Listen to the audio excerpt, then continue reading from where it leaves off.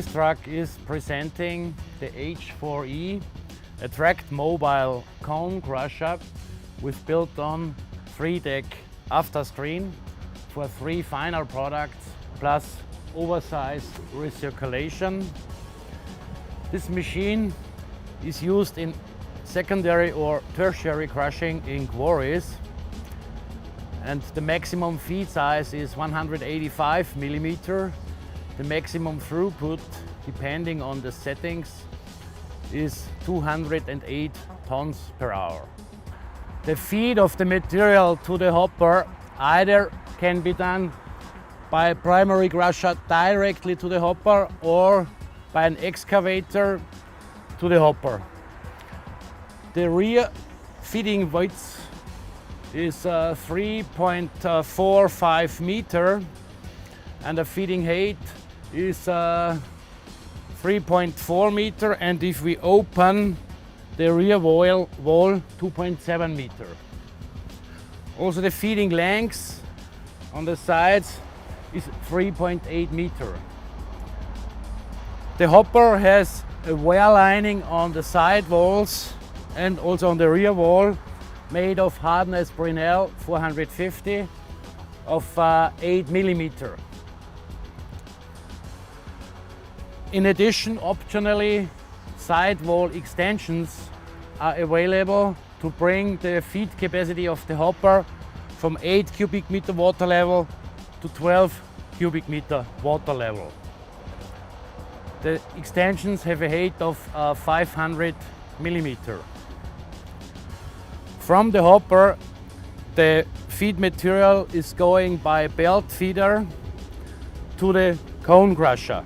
The belt feeder has a width of 1.2 meter and a length of 5.4 meter and is driven hydraulically 7.5 kilowatt. Optionally, a separate pre-screen is available in this position for the H4E. This pre-screen scalps off the fine fraction before the material goes into the cone crusher. The fine fraction either can be stockpiled separately or is going in crusher bypass. And if we have the pre-screen, the hopper volume is reduced to 5 cubic meters.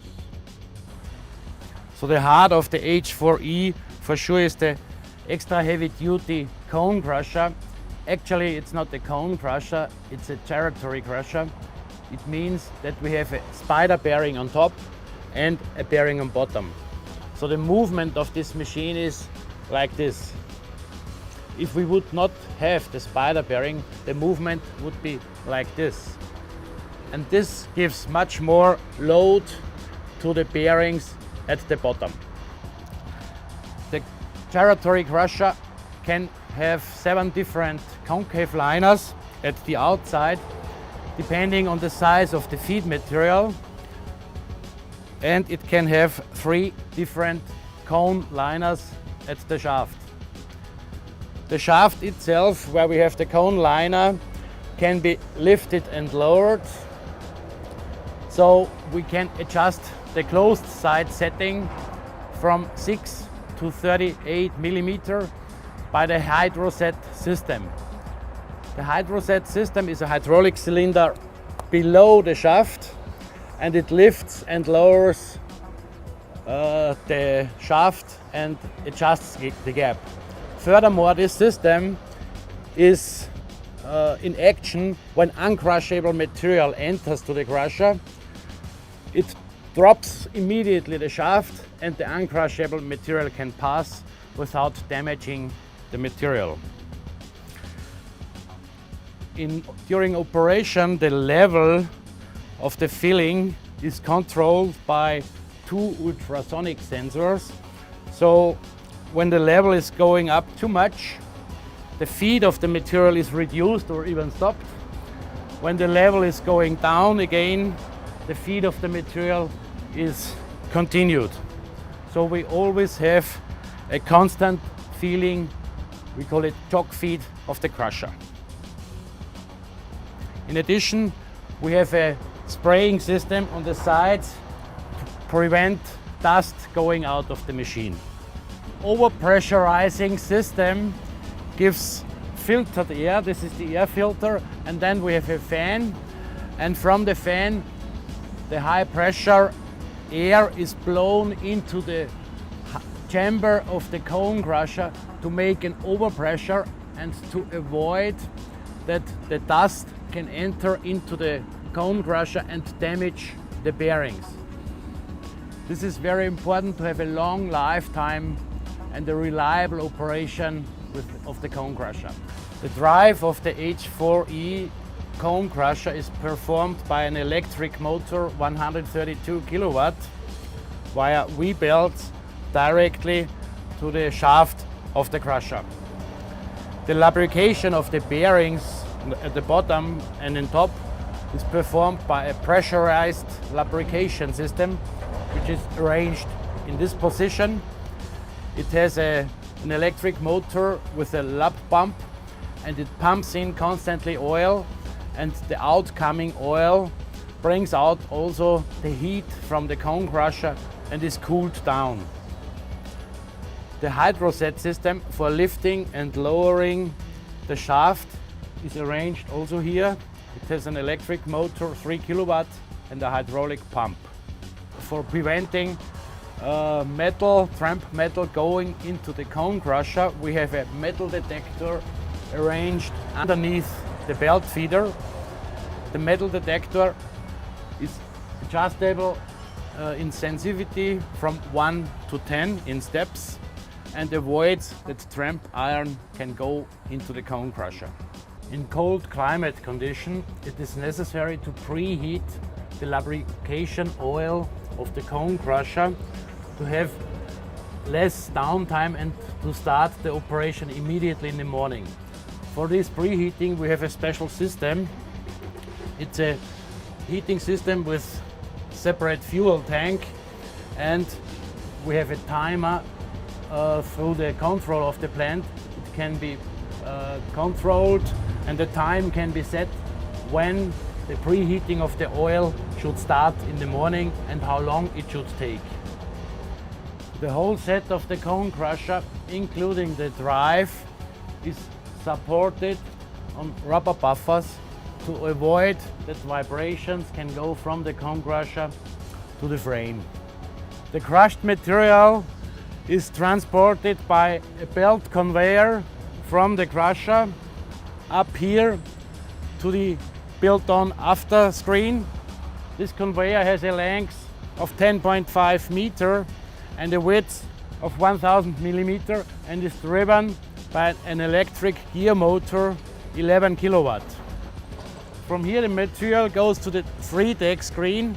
The 3-deck screen has a width of 1.5 meter and a length of each deck of 3.6 meter. So we have total on each deck 5.4 square meters. The oversize fraction is going up to the left side of the crusher by a belt conveyor 2.8 meter by 5 meter, and then on the left side of the crusher going back to the feed hopper by a belt conveyor 8.5 meter long and 650 millimeter wide with an electric drive drum of 5.5 kilowatt. The middle course fraction goes to the left side of the crusher via a belt conveyor. It is stockpiled. The belt conveyor has a length of 6 meter and a width of 500 millimeter. So the stockpile capacity is 90 ton. The middle fraction fine is going to the right side with a belt conveyor, also 6 meter long, 500 millimeter wide, and a stockpile capacity of 90 tons. The fine fraction under the screen is going through this belt conveyor to stockpile. The belt conveyor has a width of 1.2 meter and a length of 6.8 meter and has a stockpile capacity of 165 tons. All belt conveyors are driven with electric gear motors 5.5 kilowatt. All side conveyors of the after screening unit are hydraulically foldable for transport, and the oversized return conveyor, which has guiding chutes over the total length, can be transported also on the machine. The H4E is powered by a built-on engine unit which can be dropped off. So the whole unit you can remove from the machine, stand it beside and make cable connection to the machine to come out of dusty areas and to reduce the service costs to filters. Furthermore, through these power locks, power can be supplied from the grid to the machine. It means it is not necessary to run the machine with diesel engine. It can also be run fully electric from the grid. If service has to be done to the engine unit, it's possible to rent a genset and to supply the energy from the genset to the H4E. The built-on genset consists of a Volvo Penta diesel engine TAD 1351 EU stage 3 with a power of 313 kilowatt, and the diesel engine drives an alternator with 330 kVA. The alternator has its own aeration system. Air is filtered and the filtered air is cooling the alternator. For EU stage 5, a Cummins engine L9 can be built in. The whole control of the H4E is done by PLC, and the PLC is built into a switch cabinet. The switch cabinet is overpressured. It means fresh air is filtered first, and the fan is blowing always air into the switch cabinet to avoid that dust can enter to the switch cabinet.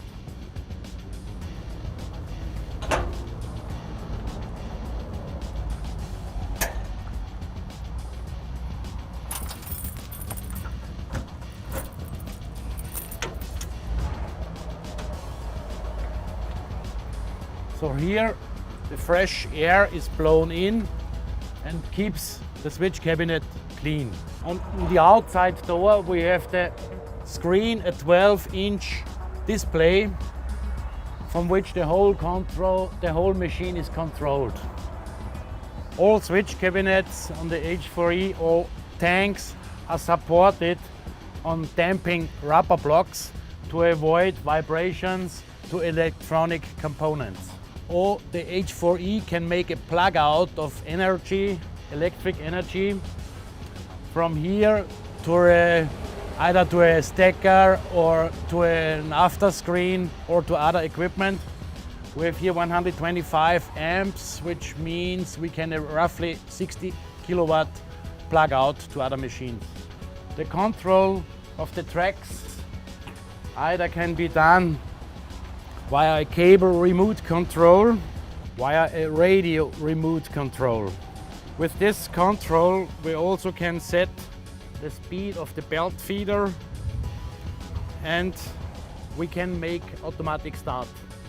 What we also have on the H4E is a Keestrack system, so all the data from the control can be transferred to anywhere in the world, which means operational data, production data, service data can be transferred to PCs or to phones, mobile phones, so everywhere in the world.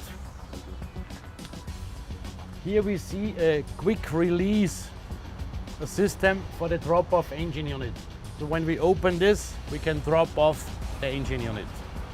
For tracking of the machine and for all other hydraulic operations, on the H4E there are two electric motors, each 30 kilowatt, with each one axial piston pump to supply hydraulic oil to all consumers. The axial piston pumps are extremely energy saving, and they are only requiring energy when the energy really is required. For safety reasons, on the machine there are 7 emergency stop switches implemented and 1 machine stop, the blue machine stop on the radio remote control. Furthermore, we have safe access walkway around the machine, and the machine has a lot of indicators, example for rotation of the cone crusher, rotation of belt conveyors to give maximum safetiness for operation. For transport of the H4E, the transport dimensions are 19 meter long, 3.47 meter in height and 2.7 meter in width. So the transport weight of the H4E is 49 tons.